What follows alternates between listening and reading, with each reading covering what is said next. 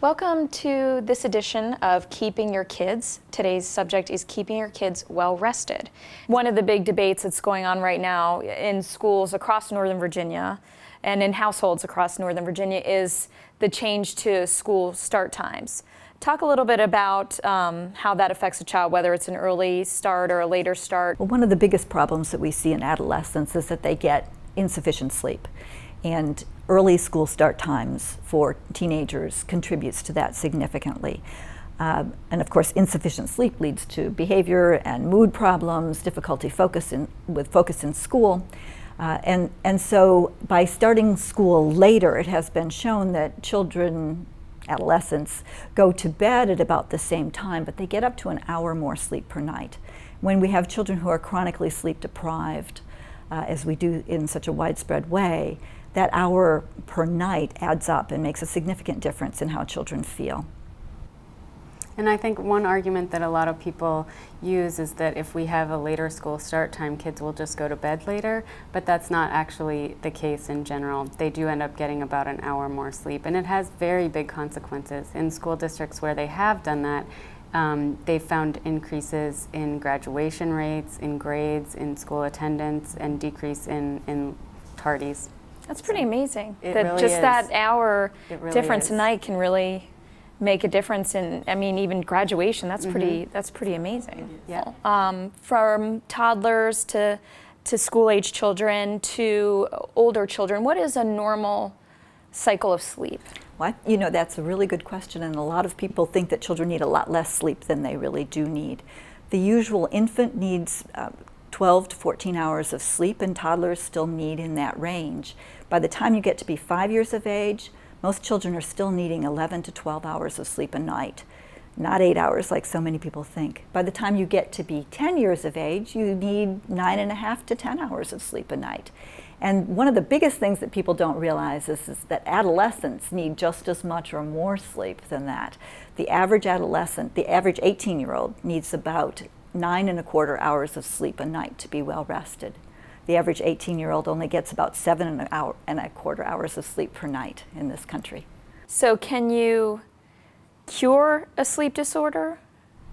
Well, I think we often can. Not every one of them. It depends upon what's causing it.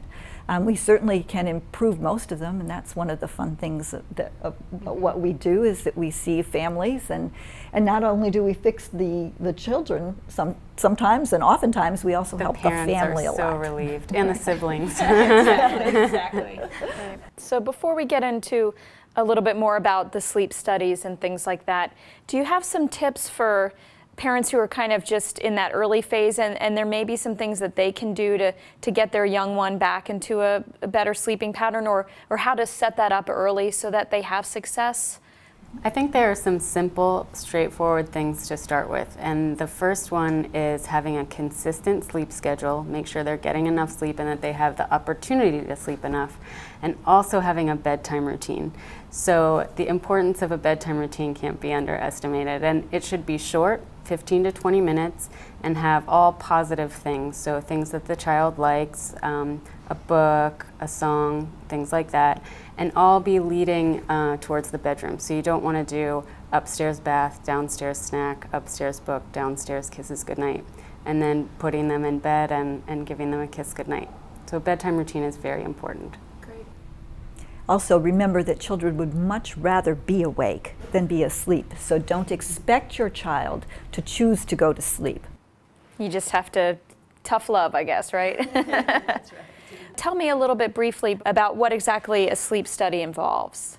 Well, a sleep study is the real name for it is a polysomnogram, which poly meaning many, somnogram, measurements during sleep. And it's probably the most complicated test that we do currently in medicine, because we do an EEG, we are measuring carbon dioxide levels in a pediatric study anyway, oxygen levels, breathing patterns, movements, heart.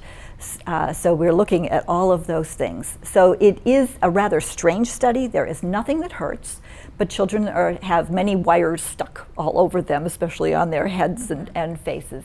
And people usually come about 7:30 to the lab and leave about 6:30 or 7 in the morning. That's one way that the pediatric lab is different, because children have longer sleep needs. We want to get a good picture of their total sleep. We do a longer study than most adult labs would do. The parent stays with the child, so the children have that comfort during the night too. I want to thank you, Dr. Winnie, the director of the Pediatric Sleep Center here in Purcellville, and Dr. Moore, a psychologist and specialist in sleep disorders. Thank you both for joining me today, and thank everybody for watching Keeping Your Kids Well Rested.